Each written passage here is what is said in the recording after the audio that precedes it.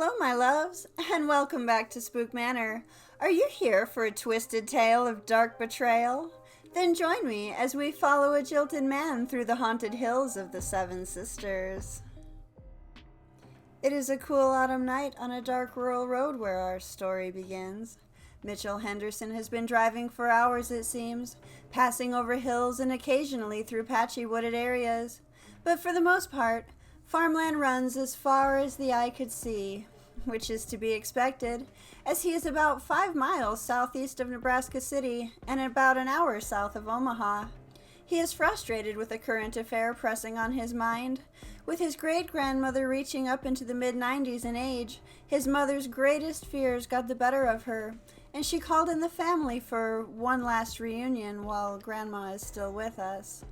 And though Mitchell loved his great-grandmother dearly, it was his relationship with his 4 sisters that made things difficult. Being the only male child in the family, he was quite literally the odd man out. His sisters always band together to make his life a living hell, and this momentous occasion was no exception. They had tricked him, providing him with the wrong date to ensure he would miss it. Finding out from his mother at the last possible minute, he rushed to make the long drive, hoping to arrive in time the next day. It's 1 a.m. as he turns onto L Road in what appears to be the middle of nowhere. Mitchell sits fuming in the driver's seat of his new car at the thought of his sister's nasty trick. It was the same old game from their childhood, and he had had enough. With anger raging in his veins, he almost didn't notice that his headlights had suddenly dimmed dramatically. Sipping his warm gas station coffee to help stay focused, he spoke out loud to himself, "I could just kill them." In that same moment, he noticed something along the edge of the roadway. He flipped on his brights, but they stayed oddly dark despite this. Squinting through the darkness, it appeared to be the silhouette of a woman in a long gown, hanging by a noose from a tall tree. Though the sight took his breath for a moment, he relaxed at the thought that Halloween had just passed, and the form was likely nothing more than a disturbingly realistic decoration. He tried to glance back at the form in the rearview mirror, but it was simply too dark to see anything.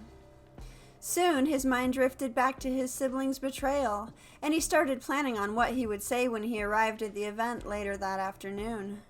It was then that he looked down at the speedometer, which showed he was going a steady 85 miles an hour.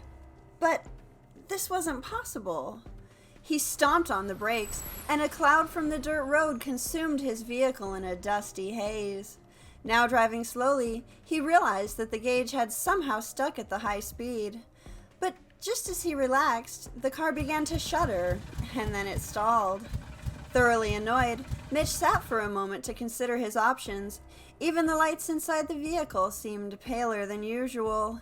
He looked out into the darkness. The only signs of life were far off in the distance. With no other options, he prepared to get out and check the engine. He was instantly hit by a harsh, cold gust of wind as the door opened, but it seemed to change direction as he moved about.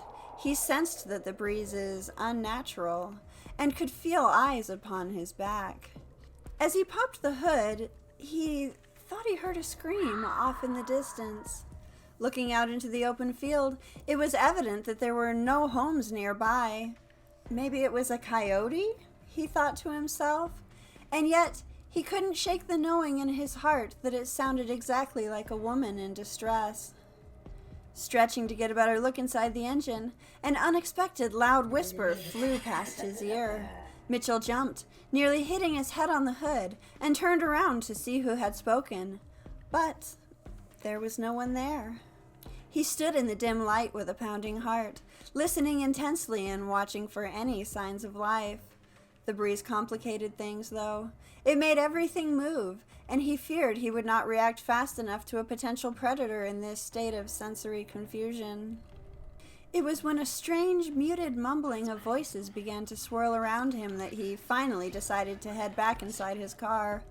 If there were people whispering about in the fields this time of night, surely they were up to no good, and he would at least feel safe locked inside. Mitch sat for a long time, Somehow, his fully charged phone had died, and now there is no way to call anyone for help. With those strange people in the fields, he feared he wouldn't make it to any of the farmhouses without trouble. And even if he did make it, he knew he would not be greeted with a warm welcome. Without many options to choose from, he decided to try to start the vehicle again, and to his amazement, it worked. Stepping on the gas, Mitchell gave a sigh of relief as he was now back on his journey.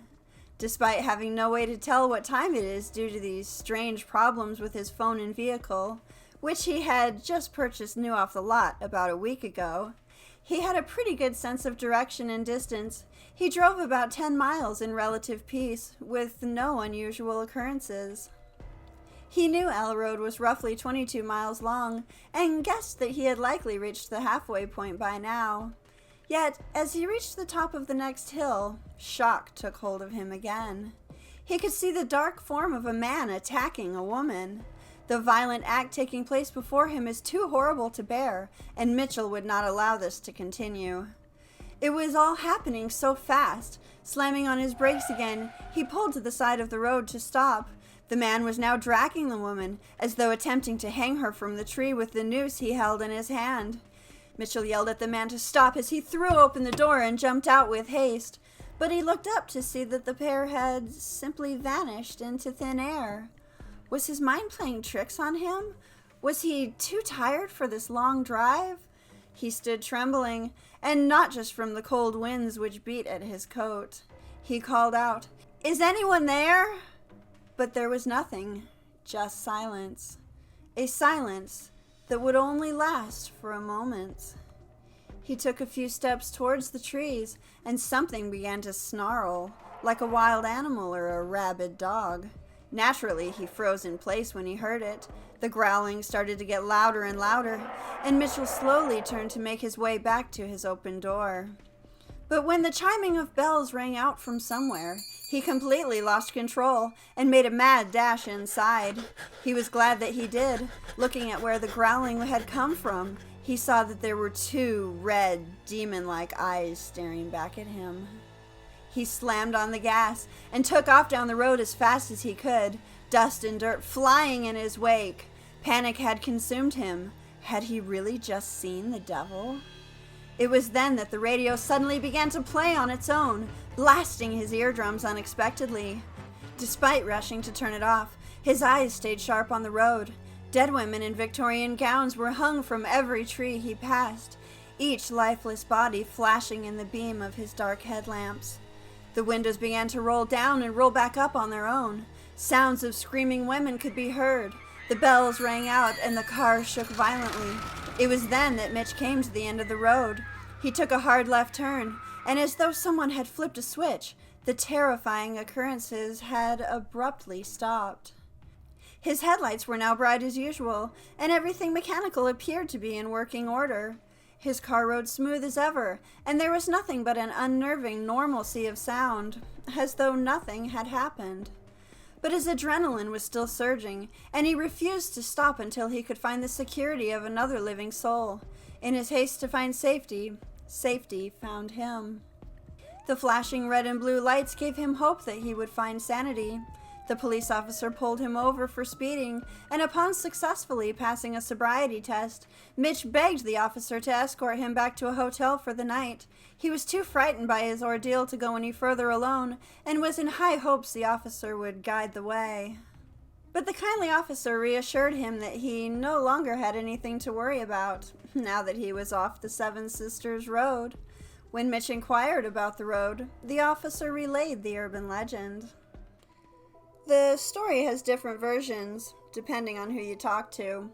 Some say it was a father, others say it was a brother, but the most common tale states that, in the 1900s, a man was living at home with his parents and 7 sisters. There was a horrible argument among the siblings, and the brother was left scorned.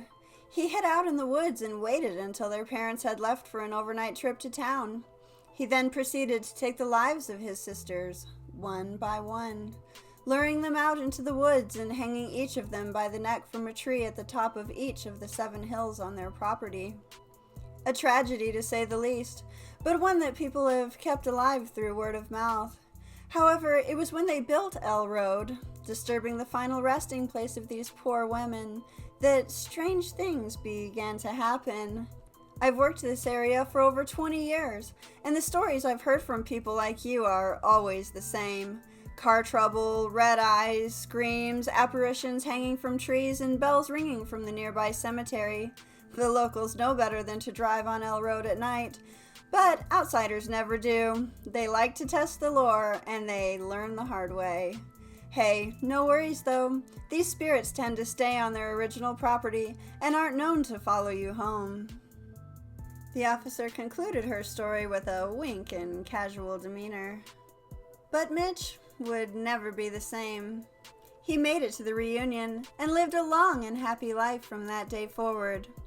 I guarantee you one thing though, you will never see Mitchell traveling at night, and especially not on the Seven Sisters Road. So tell me, my loves, have you traveled this haunted thoroughfare? Or perhaps encountered a mysterious presence along your journeys? Please comment down below and like and subscribe for more fictional stories that are often of actual urban legends and sometimes have historical reference. See you next week and have a good night.